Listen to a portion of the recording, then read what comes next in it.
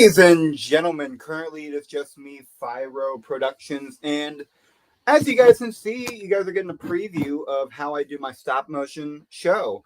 But cheers, Daniel. What's up, man? Hopefully we get to see you for the remainder of the show as we just started, obviously. Today, Phyro Productions, I am waiting on Nick to show up, see if he comes by. I just figured I'd go ahead and start up.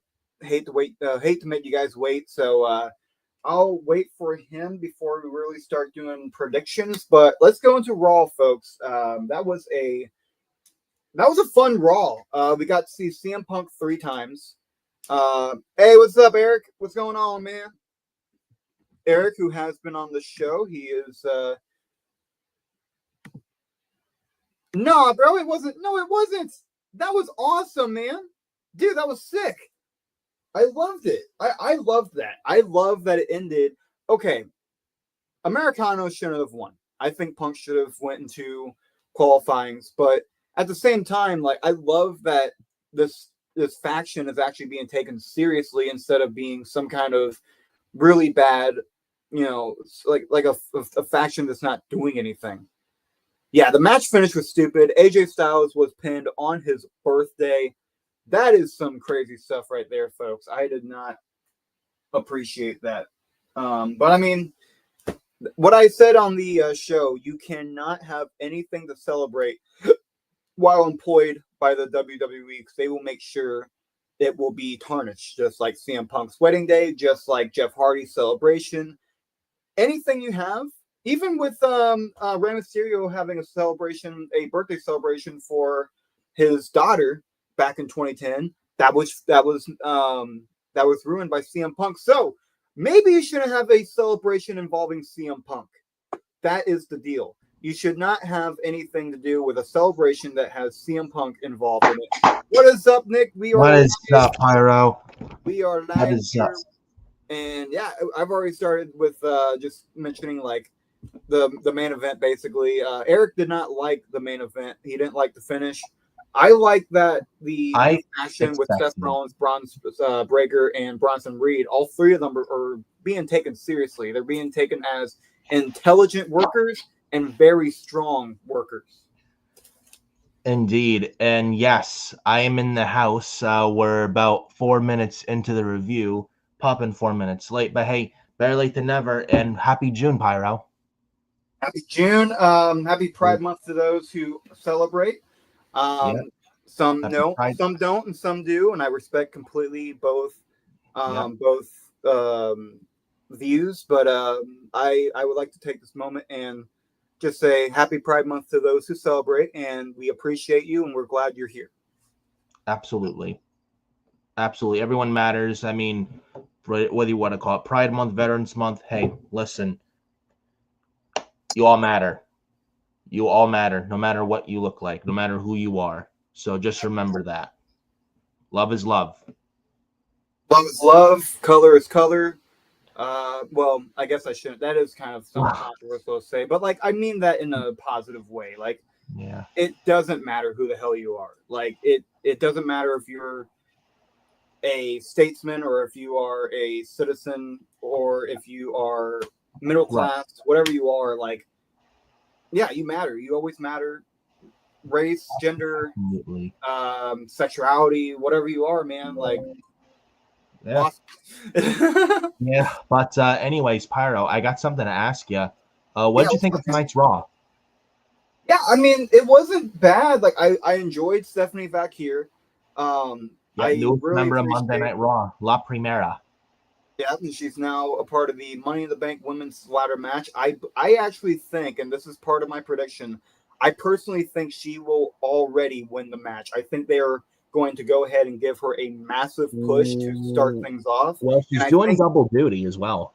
And I think we're going to see a Stephanie Vacquier versus Rhea Ripley match in the future, because I think Rhea Ripley. They had that earlier tonight backstage staring on with Rhea Ripley and Stephanie Vacquier. Yeah. I would not be surprised if that is a women's world title match for WrestleMania in the next year or so. I'm telling you now. And someone said it on X, I think. Stephanie Vacquier, how over she got tonight, within not much time, she's going to be over Ultra Rhea Ripley level on the main roster. Is Stephanie Becker, and I believe it. Look at the reaction she got tonight. And Tulsa, and in Tulsa, Oklahoma, they actually showed up tonight. Oh, no, absolutely. That whole show was fun.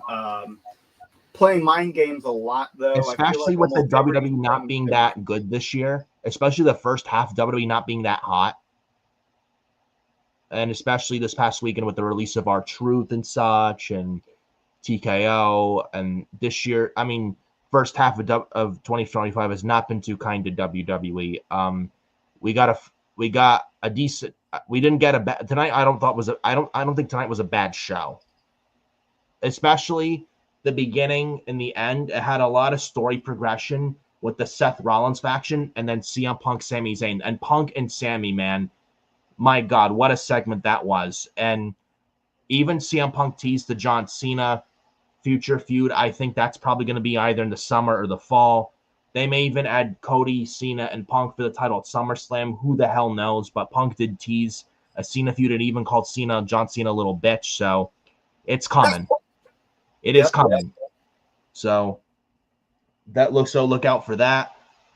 But they teased that story with that earlier in the show. Really good opener. That's what it needed to be, and I'm glad we got what we got in the opener. Stephanie Becker had a nice match and won, and rightfully so. Got a very nice reaction. Had some good stuff in there with Liv Morgan and Ivy Nile. We had also in the show some storyline progression with the Judgment Day and Roxanne Perez. So they're doing that as well. Some storyline with Sheamus and Rusev. They're getting started on their story. Becky Lynch and Lyra Valkyria also. I thought their segment tonight was better than last week's segment with Lyra Valkyria and Becky Lynch. And overall, I thought tonight's Raw, it wasn't great, but it was decent. I mean, I like that there's a lot of story development, but I felt like there was too much mind games happening. Like you have a lot of mind games going on with Gunther, with Paul Heyman, with Karrion Kross, and yes, I think they went a little bit overboard on that.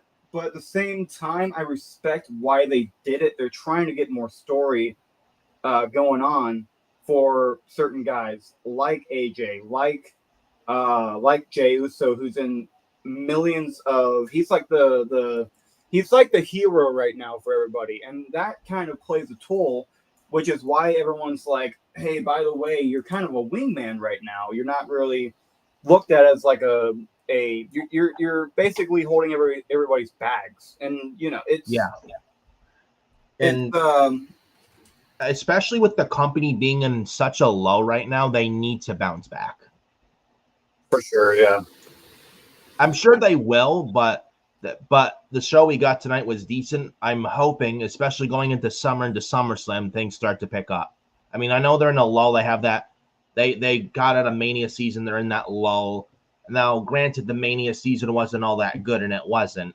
But then they come out of WrestleMania. They're in that lull slump coming out of WrestleMania, and they kind of like cool down.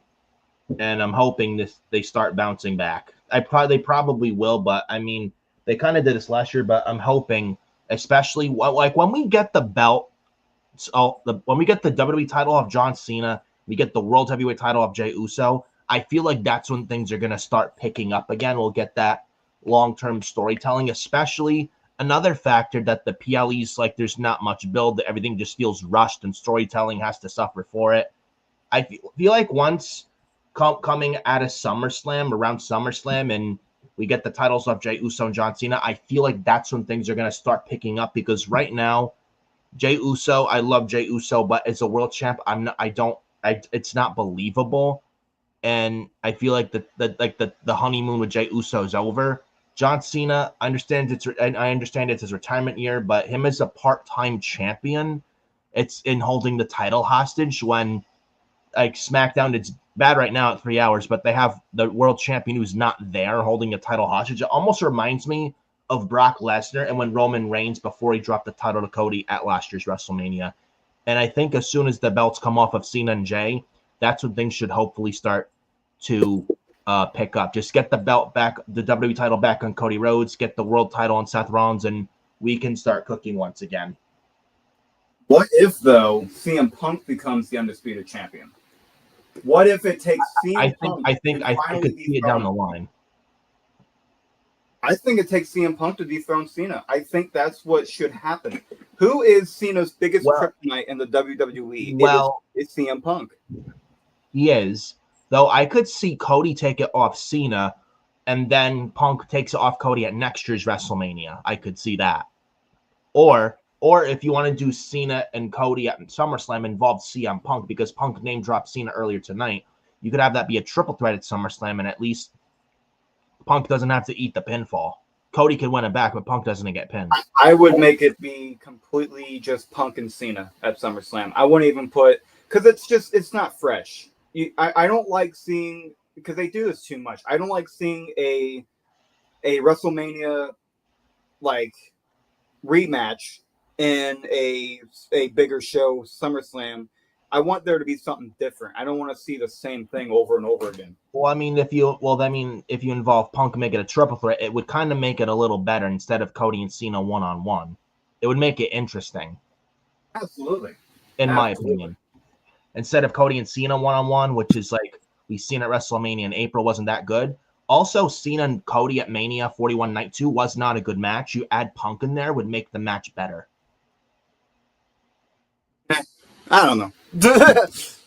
Just saying, because Cody and Cena was not a good match. It was bad. Their match was not good at WrestleMania. Let's be real. It was just almost like a squash. You know what I mean? Yeah. At least you add CM Punk in there. Not only does it make it a lot more important to make the match better, but it's better in-ring match. It makes the build for that match a lot better, because Cena's just Cena as champion, especially like the heel turn at the Chamber was great, but I think in the long run, I don't think I see him going face before the end of the year before he retires. I don't know if starting him heel was the right call, and that this thing with Cena and Cody, I mean, they're missing something. For sure. Yeah, and I mean, they don't have a build for Cena most of the time either. They just he's never fucking I'm there. Heel now.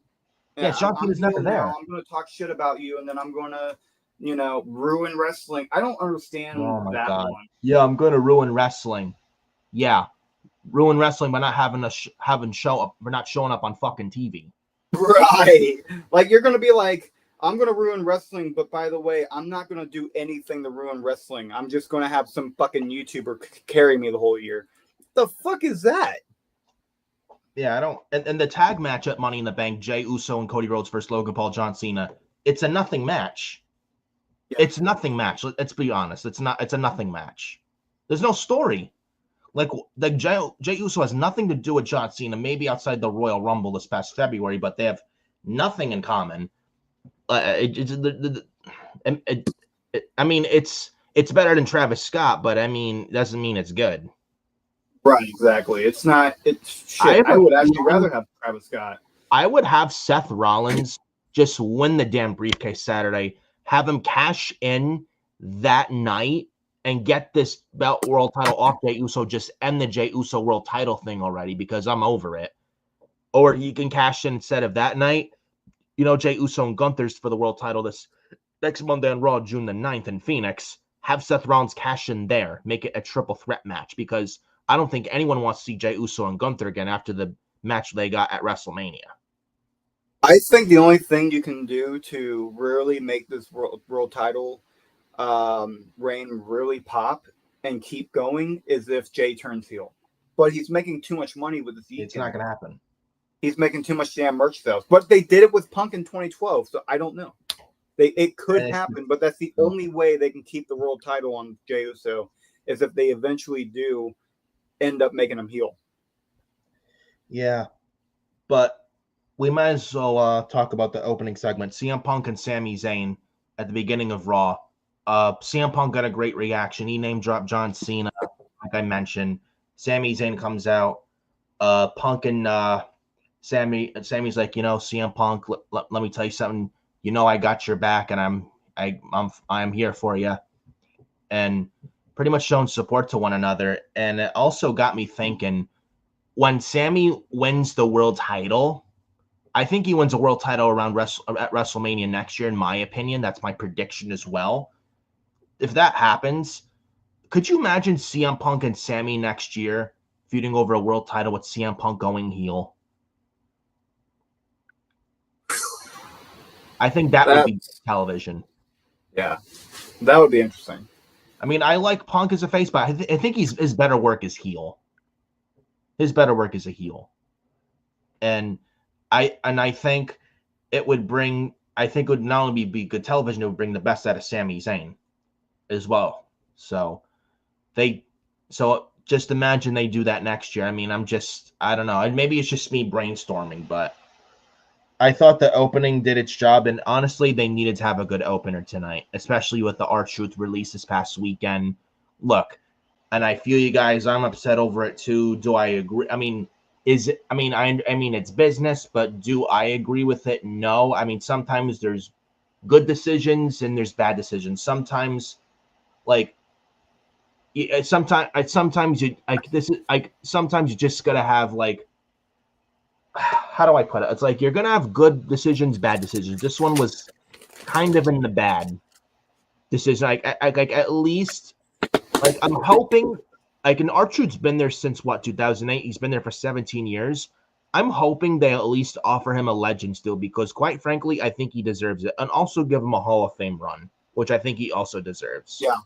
I don't know how you feel, but that's how I feel. And it's like, I mean, I thought he would be a lifer. It looks like lifer doesn't mean anything now. I mean, no job really. There, like, really in any job in general, there's no such thing as a lifer. But I don't blame the talent for feeling, and the talent feeling not safe. I don't blame him. At the end of the day, I wish R-Truth nothing but the best, and I hope he lands his feet somewhere good. And I'm sure he'll be all right. He'll be fine. I'd love to see him, honestly, work in TNA. Plus, they have the TNA and WWE partnership. I'd love to see him get a shot at TNA. Plus, with Joe Hendry, like, inevitably being WWE bound at the end of the year, why not you put R-Truth in there? Imagine R-Truth versus Trick Williams for the TNA championship. It could be something. And plus, R-Truth has a history in TNA. If you know your TNA history, I think it was him and Xavier. Yeah. And like, it was before he returned to WWE in 2008. He was in TNA. And I think he teamed with Xavier Woods before Xavier signed with the WWE several years ago, in like the early 2010s, into NXT, when it was black and gold, after they got rid of that game show NXT. And I think Woods and Truth were a tag team in TNA, and I think they did some stuff in the X division, I believe. Correct me if I'm wrong. But R-Truth did used to do some work in TNA. Then, like you said, Phyro, he was an NWA World Champion as well.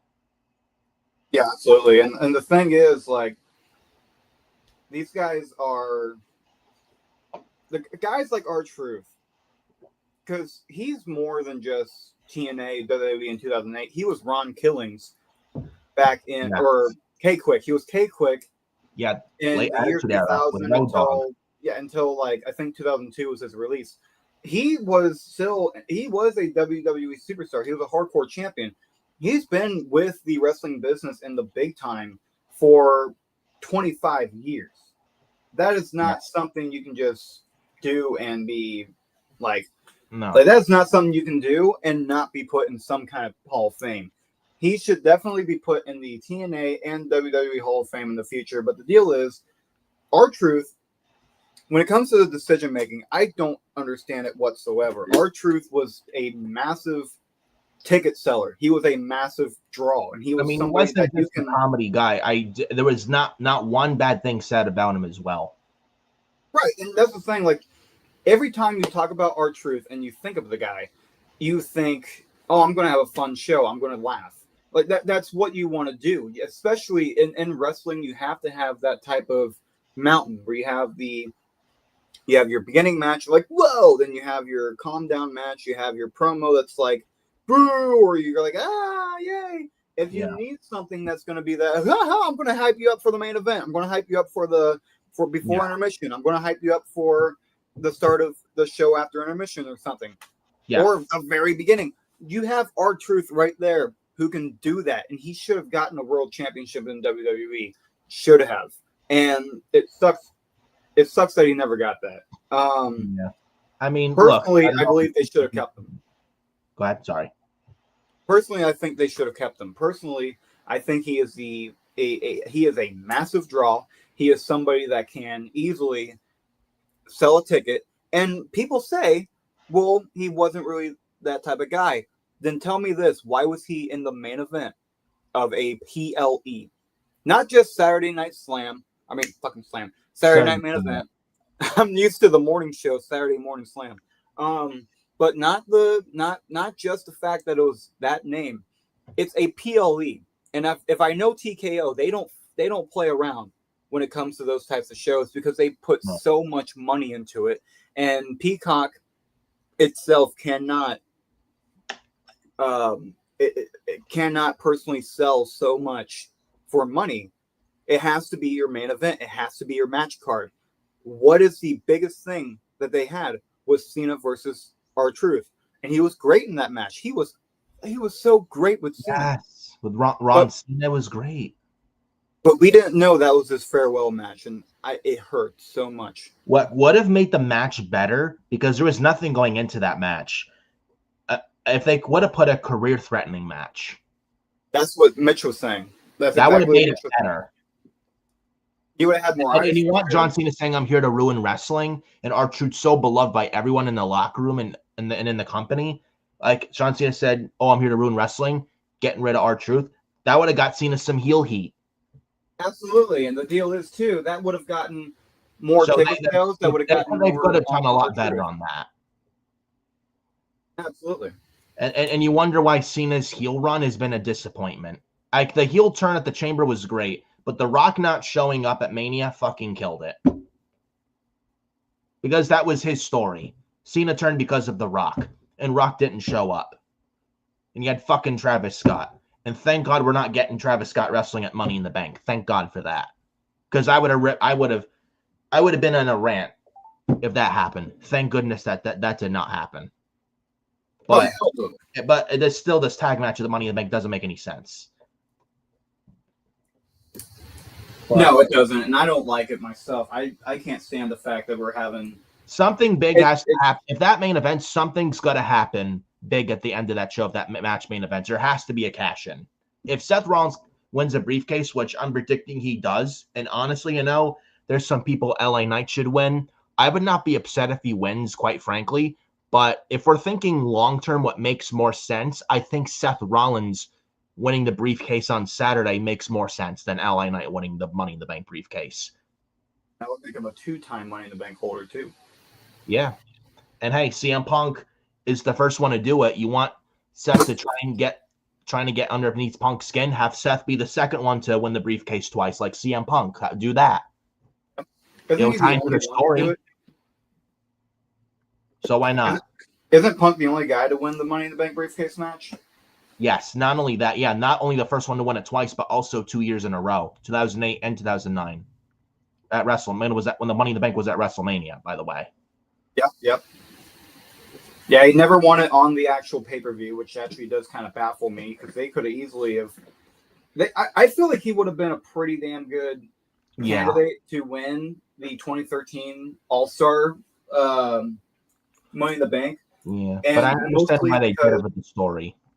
What? Yeah, it would have been perfect. And then have them turn heel against Daniel Bryan. That would have been pretty freaking cool. And then we would have had CM Punk versus Daniel Bryan at WrestleMania 30.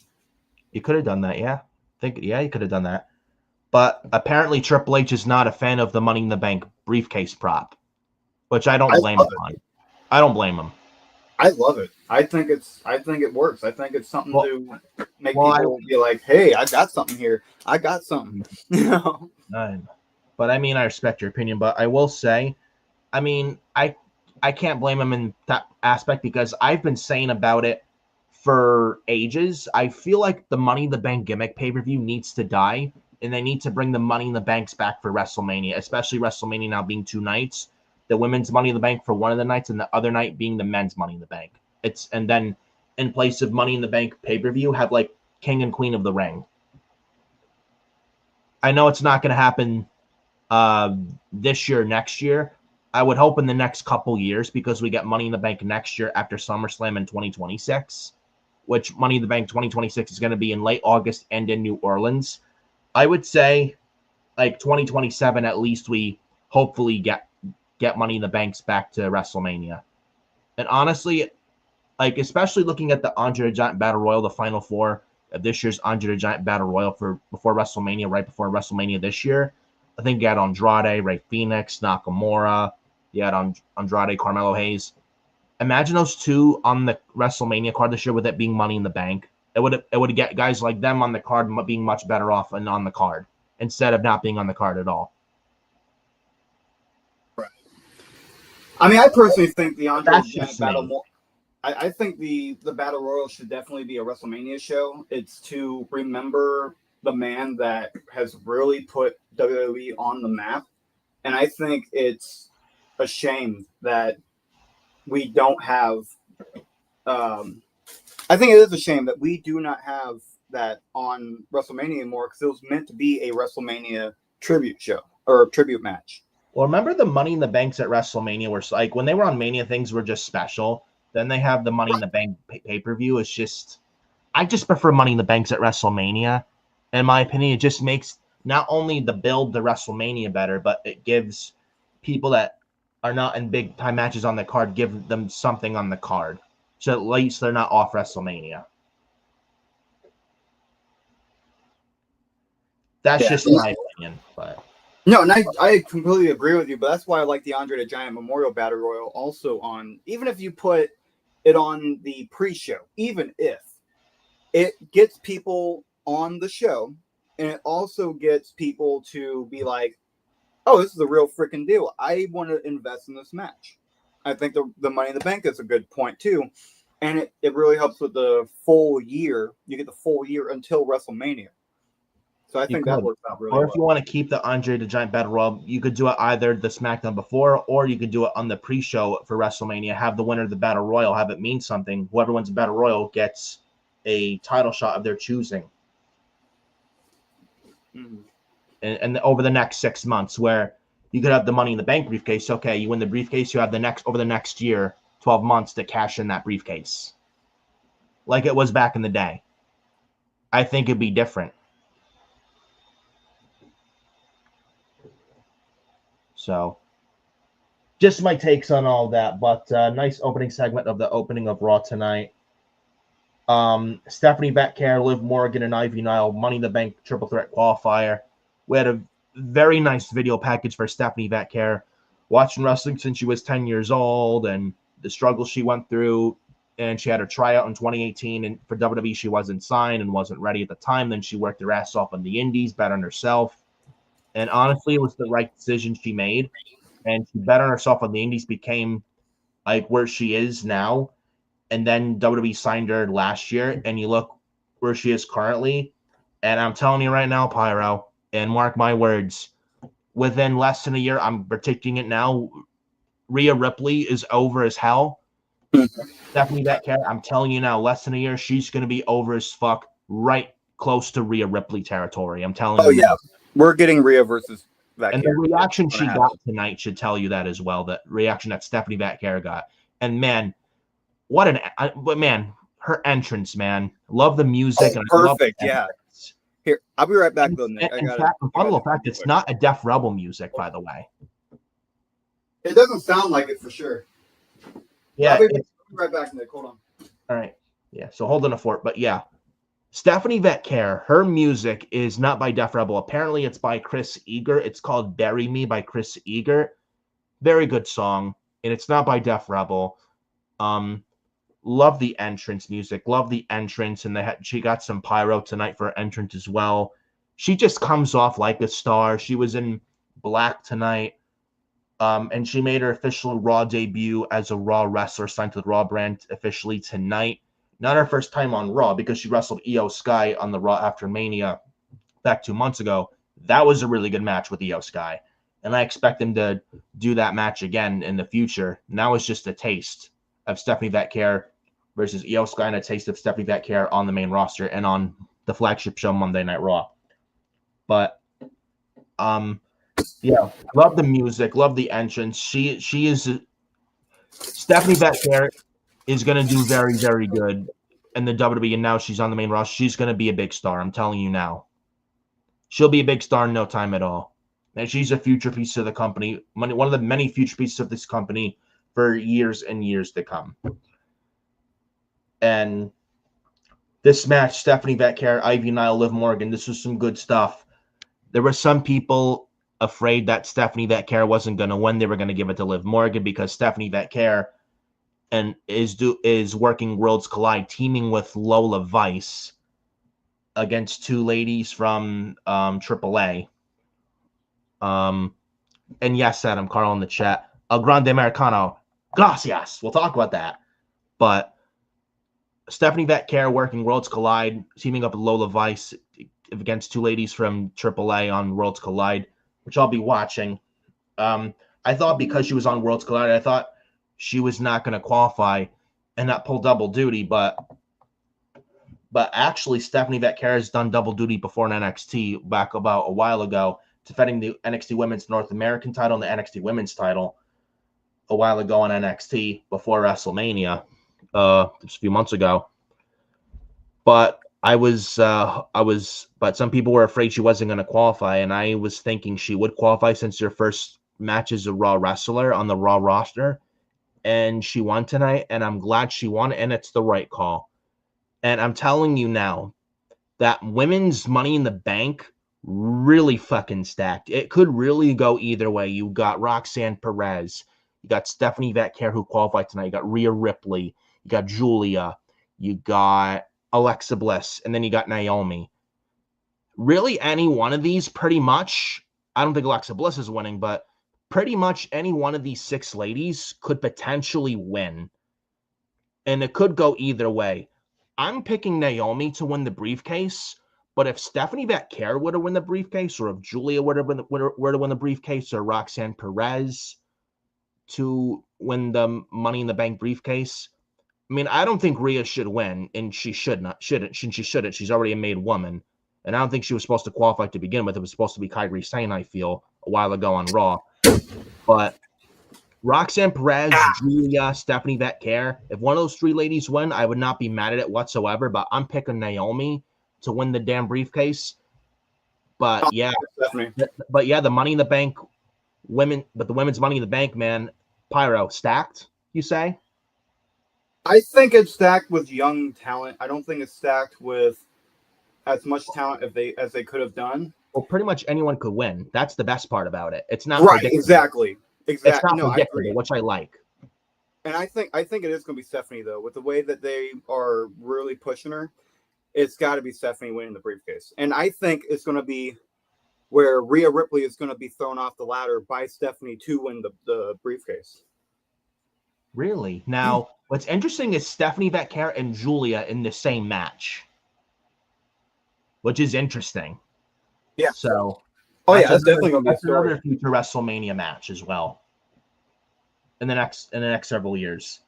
But I would not be mad if Stephanie Becker won. Do I think she wins? No, I'm actually gonna go different. I'm gonna go Naomi because of the body of her character work that she's been putting in lately, and she's been doing great.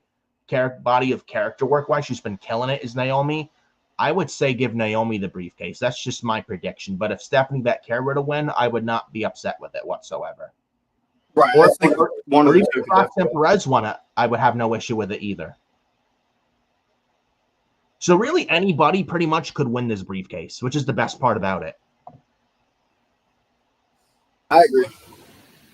But we also had some backstage segments, one with Paul Heyman and AJ Styles as well. Happy birthday! Yes, happy birthday, AJ Styles.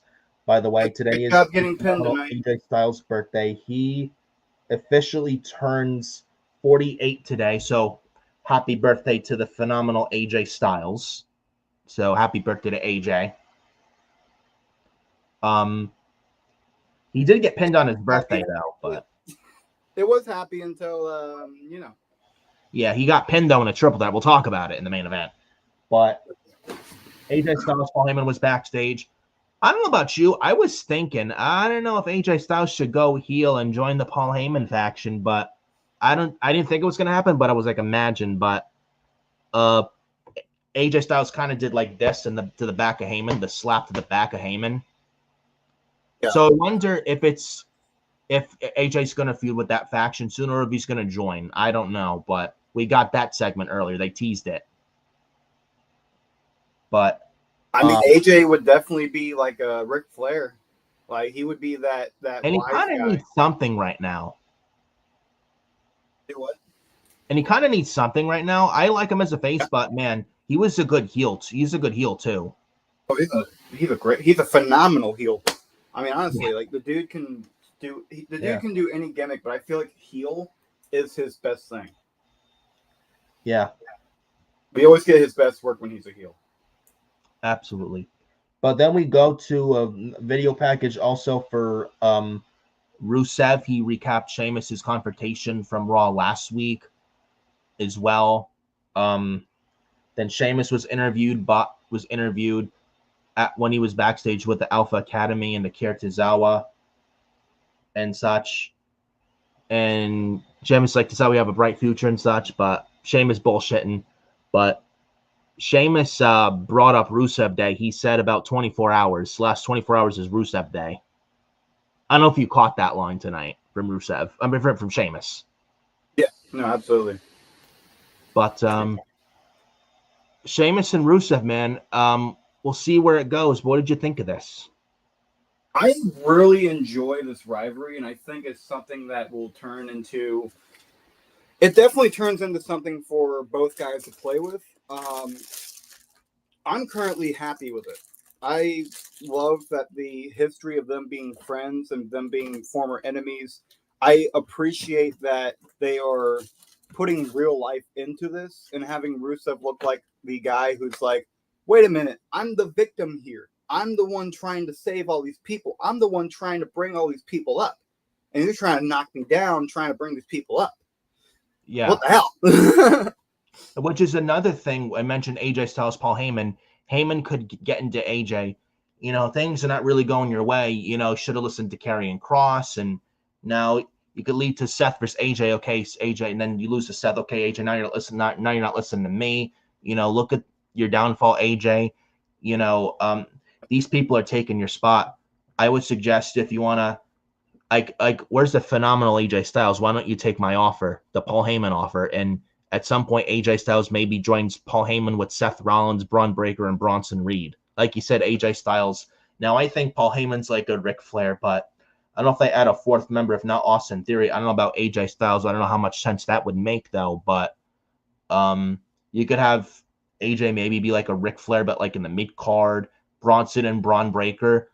They looked like a tag team tonight, and it got me thinking, instead of the New Day as the World Tag Team Champions, why don't we get those World Tag Team titles on Braun Breaker and Bronson Reed? Yeah, and they actually had a nice mashup tonight. Oh yeah, no, they definitely have good chemistry together, and I think that would be. I mean, I think that would pretty much be perfect for them. I think obviously you have to have a face be a champion right now, but I think Braun and Bronson could end up winning it at some point. And plus, Raw needs tag teams. Yeah, I know Bronson and Braun Breaker are not a tag team, but with this Heyman faction as well, and they kind of like that overtake Raw. They kind of did a little bit of that tonight. And Bronson Reed looks very nice, looks pretty good standing next to the Paul Heyman faction. Why not give Braun and Bronson the World Tag Team titles and get them off the New Day, because it's doing nothing on the New Day. Have Braun and Bronson make those titles somewhat decent and give them something to do, because I don't think you put the world title on one of them pretty soon. I think that world title, honestly, Phyro, is going to Seth Rollins very, very soon. I don't think it's going to Braun Breaker this year. I would say in the next year or so, but not this year. Yeah, not this year. It's probably going to be like a Batista scenario where it's like, yeah, he's great, but Seth is, or as in, Triple H was obviously great. Like Evolution back in the early 2000s, Ruthless Aggression era. Correct, absolutely. But that's just a thought on that. But speaking of tag teams, we had the War Raiders versus Finn Balor and JD McDonough, the two Balors. We had Balor and McDonough win because of Roxanne Perez's help. She interfered, and Balor hit the coup de grace on Ivar for the victory. We did get, before a commercial break, the New Day were guest commentators, then they got ejected from ringside. But Balor and McDonough win. I didn't care much for this match. Again, it's Raw's tag division. If they need all the help they can get, it's not even funny. The SmackDown tag division and Raw tag division, it's fucking night and day, bro. I've said it before. I'm going to say it again. SmackDown's tag division blows Raw's tag division out of the fucking water. Yeah, I'll agree with that. That's why I'm saying, why not get Braun Breaker? I thought about it tonight. What if we put Braun Breaker and Bronson Reed, even if it's for a while, have them in the Raw tag division and give that Raw tag division a little shot of adrenaline for a little bit, and put the World Tag Team titles on them. Have them hold the titles for a while, and they drop the titles to somebody else. I think they should hold it for a while, man. Or if you do a draft, I don't know if that's still the plan. If they do a draft or transfer window, whatever the fuck not, why not? And Jimmy Uso's doing nothing on SmackDown. We get the world title of Jey Uso and on Seth Rollins. If they do a draft or transfer window this year, if that's still in the plans, Jimmy Uso, get him to Raw because he's not doing jack shit on SmackDown. Get him to Raw. Get the Usos back together on Raw, and have them take the World Tag Team titles off of Braun Breaker and Bronson Reed sometime this year. I agree. I think that would be perfect. Something like that. It would make sense. Because, and it'll keep that rivalry going with Jey Uso. Doing on SmackDown, he's doing fuck all. Like, what is he teaming with Rey Fenix against Jeff Cobb and Solo Sikoa? Like, who cares? It's a waste of time. Well, they teased their return too, so like it really is something that could be possible. You know, I think that would be a good move. And plus, Raw's tag division needs all the help they can get. Get the Usos back together on Raw. I think that would be a good move. And plus, the Usos are better together than they are separate. Yeah.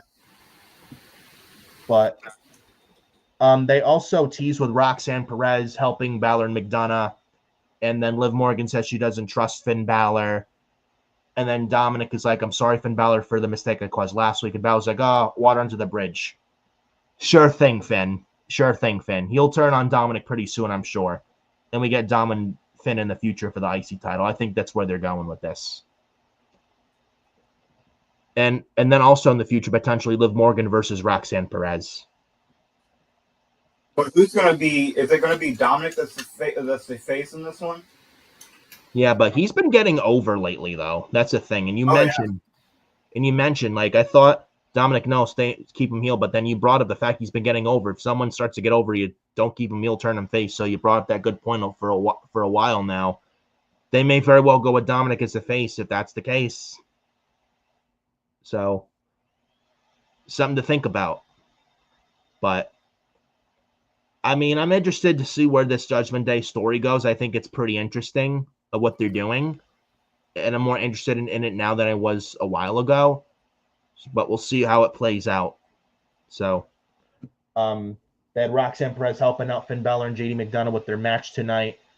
Liv Morgan wasn't there. Roxanne helped them win. Then we go to Stephanie Vetcar being congratulated on her victory earlier tonight. She had a stare down with Rhea Ripley. Again, that is a future women's world title match in the next couple years. Mark my fucking words. Like that screams WrestleMania. If that doesn't get you excited, if that doesn't get you excited, I don't know what to tell you. That got a nice pop tonight.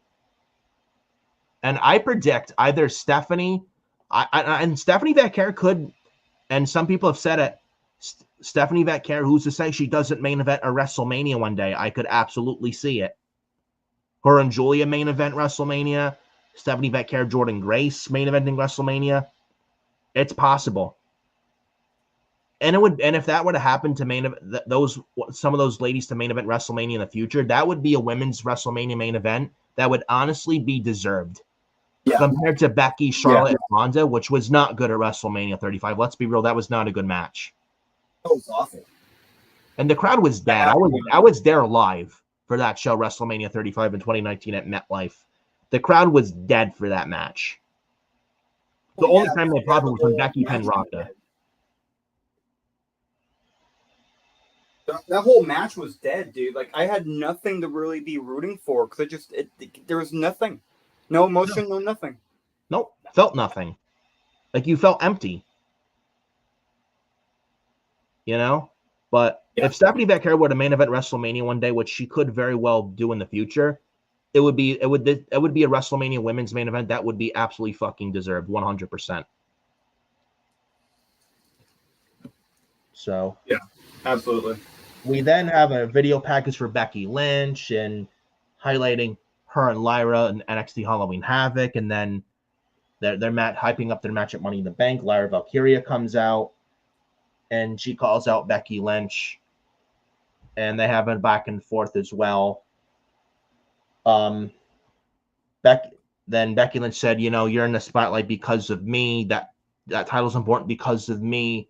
You are where you are because of me, blah, blah, blah.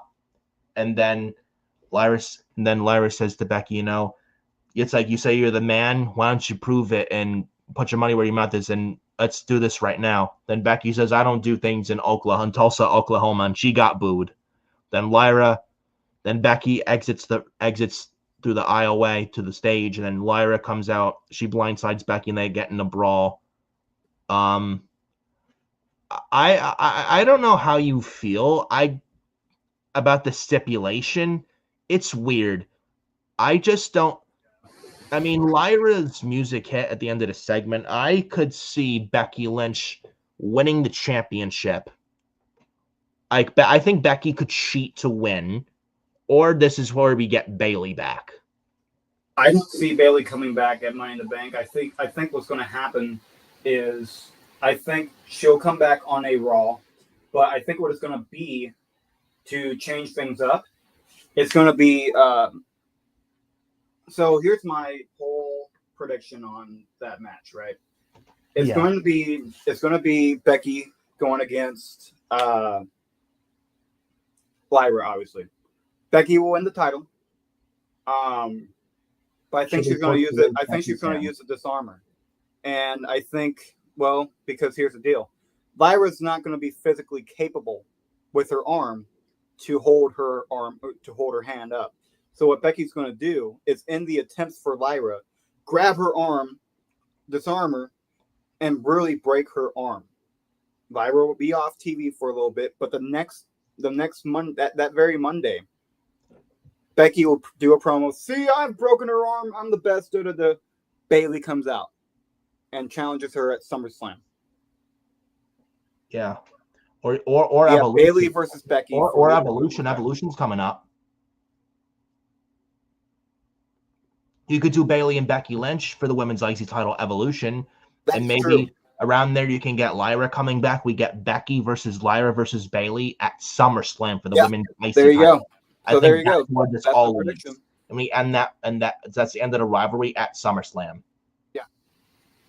Yeah, I can. Yeah, absolutely. Something like that. I think that would be great. But that's my thoughts on this Becky Lyra stuff. It should be a good match. I'm hoping it's a good match like Backlash. Their Backlash match was great. They stole the show at Backlash as well. So hoping they have a good match here at Money in the Bank. But I would be shocked if Lyra walks out of Money in the Bank still the women's IC champion. I could see Becky winning the championship. Mm-hmm. We then go to a Penta video package talking about Money in the Bank and stuff. Jey Uso and Sami Zayn, they're doing the yeet dance and yeet. They are going up against Braun Breaker, Bronson Reed. Sami and Jey win this match after Seth Rollins curb stomped Jey Uso into oblivion, and the ref calls for the bell. Seth Rollins and his group, they beat down on Sami Zayn, and then they try and have Bronson Reed tsunami splash Sami Zayn through the announce table, with Bronson Reed jumping off the top rope through the announce table, but CM Punk from the timekeeper's area blasts Braun Breaker from behind the chair, the back. He threw the chair right in Bronson Reed's face. He gets in the ring with Seth. and Jey Uso, Sami Zayn, CM Punk stand tall while the heels retreat. And this bled into the main event of the show as well. And then we had a backstage segment with Liv Morgan in the Judgment Day. So they're teasing that Liv Morgan doesn't trust the Judgment Day at all. So I'm liking where it's going with that and stuff. Maybe we get Liv and Dom versus Finn and Roxanne at SummerSlam. If not Dom and Finn for the IC title at SummerSlam. I think we get Dom and Finn at SummerSlam one-on-one for the IC title. But I could definitely see down the line, maybe at Clash in Paris at the end of August, Dom and Liv versus Finn and Roxanne. But we'll see where that goes. But I'm liking what they're doing with the Judgment Day with Liv Morgan. Kairi Sane and Raquel Rodriguez. Too bad Carlito wasn't there. He's also getting his contract not renewed very soon. And he just won the WWC Championship, I think, in Puerto Rico, which they have a partnership with WWE, by the way, I think, if I'm not mistaken. Nice. But yeah, I mean, I think honestly, if you're not going to sign back R-Truth, you need to get rid of Carlito. That's when you get rid of Carlito. He's not doing anything. I mean, he was on TV consistently, but he hasn't done nothing since he's come back. Right, exactly. But I mean, he's another guy I could see in the Hall of Fame. Look at the pop he got at Backlash 2 years ago. I could see him as a Hall of Famer. But, I mean, yeah, I can see that too, but like right now though, he's not. It's just not working. Like it's just not a thing. Yeah. But he's not selling you. But it's a shame though Carlito is not getting that date with Raquel Rodriguez. Just saying. But Kairi Sane beats Raquel Rodriguez here. We had Liv Morgan tried to interfere, then Io Sky came out. Her music hit, and I saw after Kairi Sane won, Liv Morgan kind of got busted open a little bit. Then Raquel got a boot from Kairi. Raquel driven like head first into the LED post, which looked brutal. Then that takes Raquel down. Kairi Sane hits the insane elbow for the victory. 1, 2, 3. Kairi Sane beats Raquel Rodriguez. I mean, I didn't care too much for this, but I think with that the story with Liv and Raquel and Roxanne, it did kind of go into like the storytelling for that story. So I can appreciate them trying with that. And Liv did try, and Finn told Liv, you don't have to interfere, just stay out of it. Liv tried to help Raquel, but it backfired. So it's gonna. So I think it's so for storyline purpose. It's like it's. I mean, it kind of integrated with the story, with Liv Morgan the Judgment Day. I don't know how you feel, but that's my take. Can you say it one more time just so I can process that again?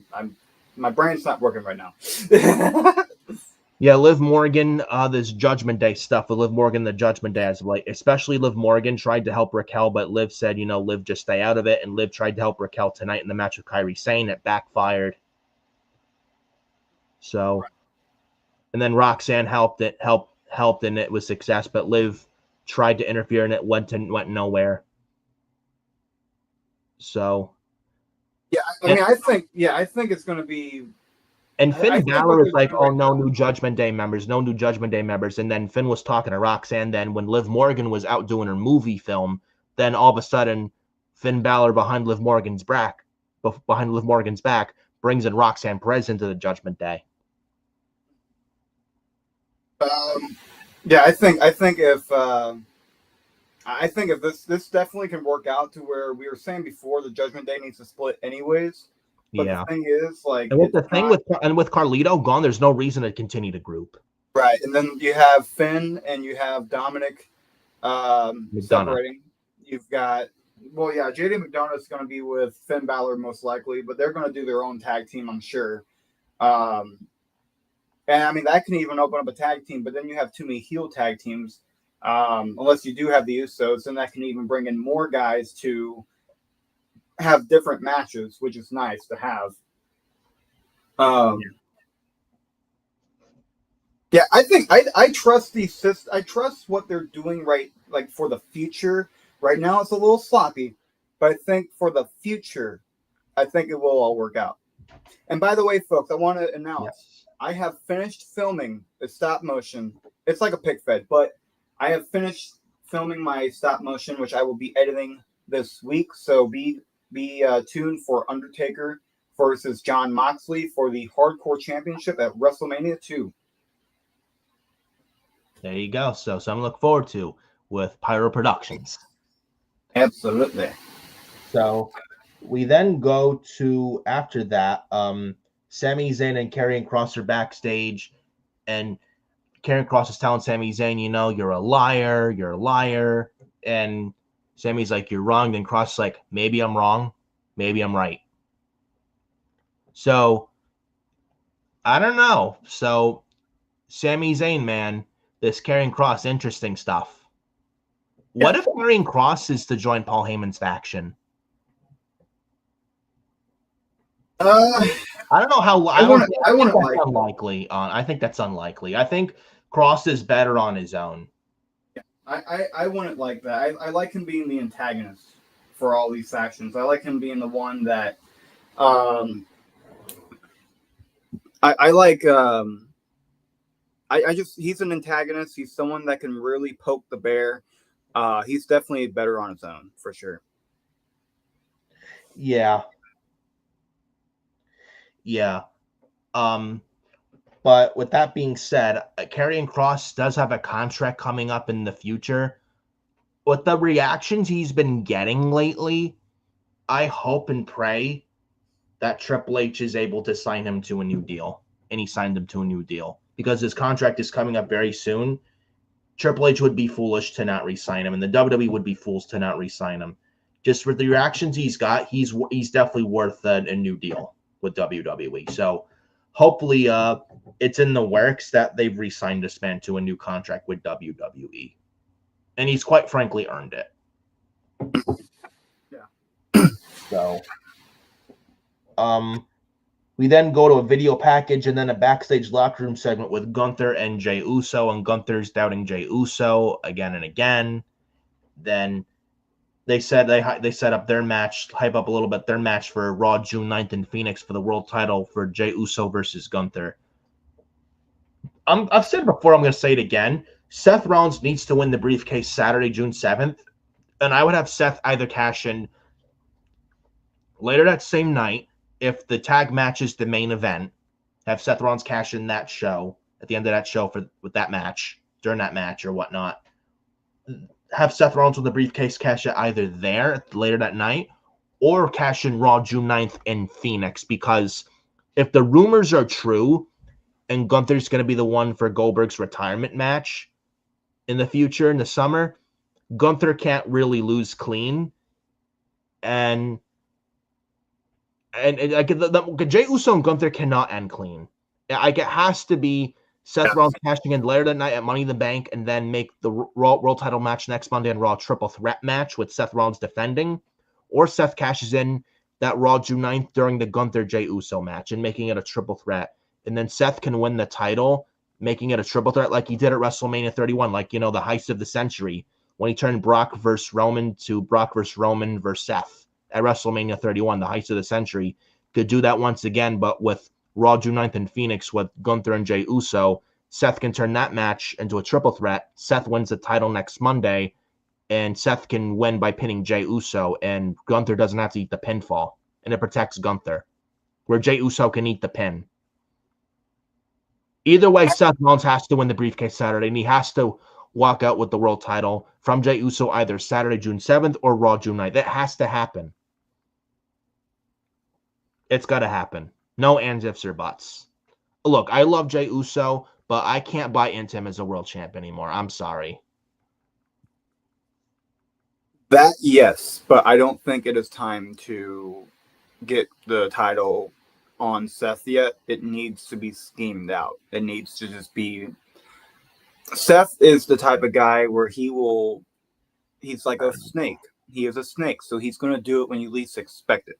He's going to do it when it's his time. I don't think Money in the Bank, Raw after, maybe SummerSlam, maybe, but it's just not. It's not that time. Or if you do Jay versus Gunther one-on-one, sticks to one-on-one on Raw June 9th, have Seth cause a no contest or a DQ, and Seth tries to cash in, but though the bell rings and he still keeps the briefcase, you could do that. You could protect Jay and Gunther that way. That's another scenario. Yeah. But that's just how I feel and all. Just my opinion, guys. But we get to the main event of CM Punk versus AJ Styles versus El Grande Americano. Gracias. Triple threat. Money in the Bank qualifier. We had CM Punk almost win this match. Braun Breaker pulls CM Punk out of the ring. They cost Punk the qualifying match. Then Chad Gable hits a not Chad Gable. El Grande Americano. He hits his finish, his big finisher, that diving headbutt on AJ Styles. 1, 2, 3, and El Grande Americano qualifies for Money in the Bank. I predicted this, and I hyped up. They really teased the shit out of CM Punk qualifying tonight and going to Money in the Bank. Same thing with AJ Styles, but not many people were talking about El Grande Americano qualifying tonight. So, and when that happened, I expected El Grande to qualify anyway, but when that all took place tonight, I was like, yeah, El Grande, I think, is winning and qualifying. And Chad Gable, man, doing double duty. Working against Vikingo at Worlds Collide as Chad Gable, then as El Grande Americano working Money in the Bank. So, I mean, it's a short. It's not a long shelf life as El Grande Americano gimmick for Chad Gable, but man, he's been doing some nice work as of late, man. And him to do double duty, just like Stephanie Vatcare, shows you how the company views not only Stephanie Vatcare and Chad Gable. I think it's nice. Yeah, for sure. But not a bad main event, and I predicted El Grande to qualify, and he does. I don't think El Grande Americano wins the briefcase, though. And him and Penta the same match, none of them are winning the briefcase. Solo Sikoa is not winning. He's feuding with Jacob Fatu. Andrade's not going to win. He's going to have a good performance in the match. He's not going to win. It's either LA Knight or Seth Rollins. I mean, I know a lot of people are picking LA Knight to win the briefcase. I would not be against it whatsoever, but I'm actually going Seth Rollins. I think it makes more sense with Seth, and he should win it. When the long term, like for the sake of long-term booking and storytelling, it makes more sense for Seth Rollins to win the briefcase than it does LA Knight winning the briefcase. I feel. I would give it to Seth Rollins. Yeah. And he would be the two-time, which Mitch was even saying, or who was saying it? Where either you or Mitch, I for some reason can't remember, but it might have been you actually. Where like, yeah, it would be a two-time deal. So Yeah. Who is the other guy? You know, Punk. Yeah, who he's feuding with. You want Seth Rollins to get underneath Punk's skin? That would be great. I would give Seth the briefcase. It makes more sense. And Seth's been doing some nice stuff ever since the Heyman faction was formed. You got to give him the briefcase, and it would give Raw meaning in life as well. And I'm predicting Seth wins the briefcase at some point this year, wins a world title, holds it throughout the rest of the year, goes into Mania next year as world champion, and he drops it to Sami Zayn. I'm predicting that right now. So I thought tonight's Raw was very fun, much better than a few weeks ago. Like they had to have a decent show tonight, and I'm glad Triple H did what he did tonight. There was no start and stop. Things made sense tonight, and it got the job done tonight. It was the go home show for the Raw side portion for Money in the Bank. It did its job, got the job done. Women's Money in the Bank is looking stacked. There was a lot of nice storyline progression tonight, which we needed. It was missing for like 2 weeks ago. We got a little bit of it last week, but now we really got it this week. So I know they're in a lull right now, and they're coming out of that WrestleMania fatigue. I mean, granted, the WrestleMania build this year was not the best. Let's be real, wasn't the best going into Vegas, but they're like usually the WWE's, no matter who's in charge, the WWE's usually when they come out of WrestleMania, they're usually in like that slump or that lull where they like that feel that WrestleMania fatigue and they kind of cool down. But once we get into summer months, they start bouncing back, I feel. And I'm hoping tonight was the time.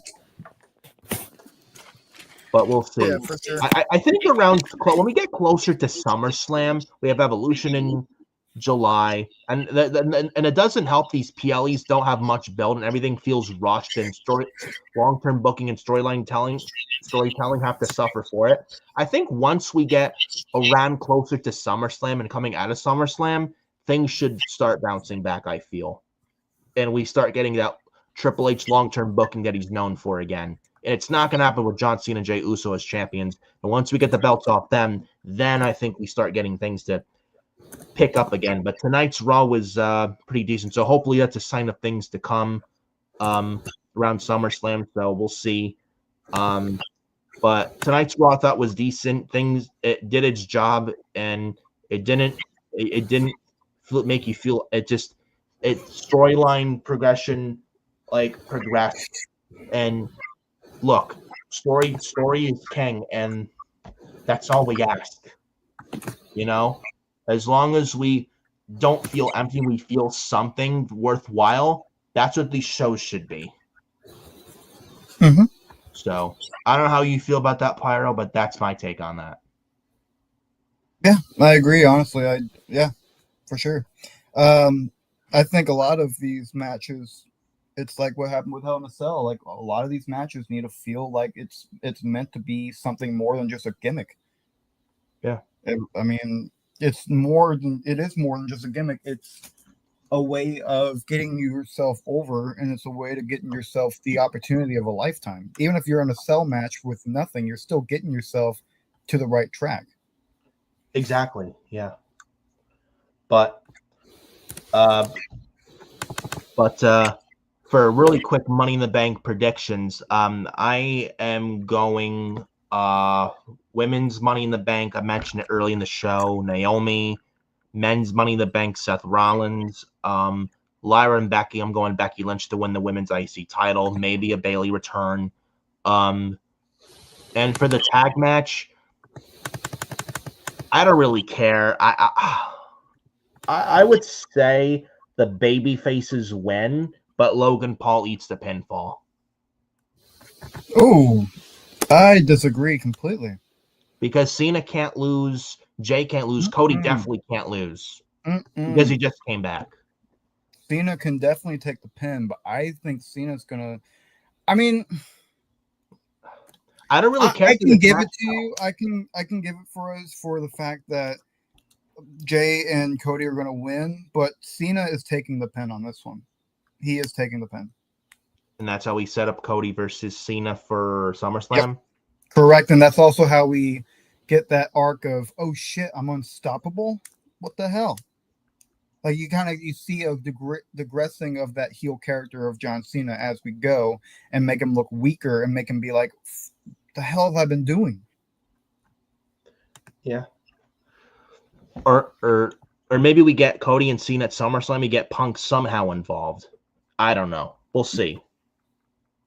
Whether it's a referee or enforcer or something, I don't fucking know. But we'll see. But I'm going Cody and Jay to win, but for that, but to win that Money in the Bank. But guys, it's so once again, we're already at half of the year. We got Money in the Bank this Saturday. And Intuit Dome, we got Worlds Collide this Saturday early in the day as well. I'm actually looking forward to Worlds Collide. The card is looking pretty nice as well. North American title, Fatal 4-Way with Laredo Kid, Ray Phoenix, Javon Evans, and Ethan Page. Fight King versus Chad Gable. Legato versus Psycho Clown, Dr. Wagner Jr. and Pagano. We got the LWO wrestling in the 6-man tag as well. Stephanie Vatcare and Lola Vice on the show also. It's looking like a pretty damn good show for Worlds Collide. And though we won't be doing a watch long for that Saturday, we'll definitely be watching live. So we're gonna enjoy every minute of that.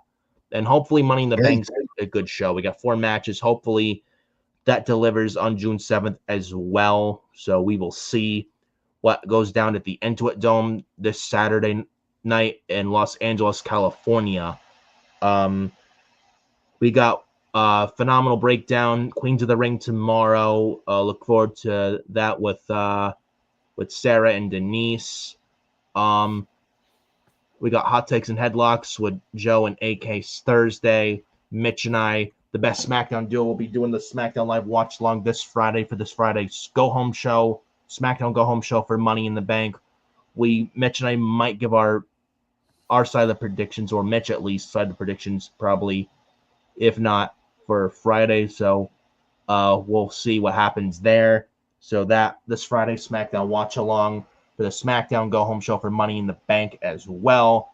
We also upcoming June 14th, episode 4, Forbidden Podcast, Adam Carl and I, here on YouTube, Hardcore Sports Furious Nation, June 14th, 1 p.m. Mark the date. So look forward to that as well.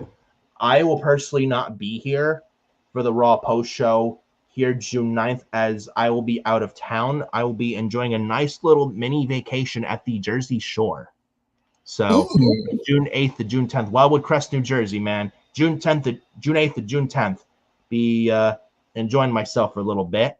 So I unfortunately am not going to be here for the Raw post show with Phyro next Monday, but we'll be back for the Raw post show coverage with Phyro on the Raw post show for Raw June 16th, Monday Night Raw, in 2 weeks. So I will be back here in 2 weeks, just won't be here next week, but I return here with Phyro in 2 weeks. So just to inform you guys on that also.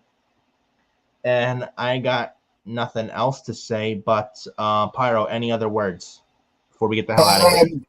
I mean, yeah, just keep in mind that the Elimination Chamber for my stop motion show, that has been uploaded. So if you guys want to check that out, go ahead and do so.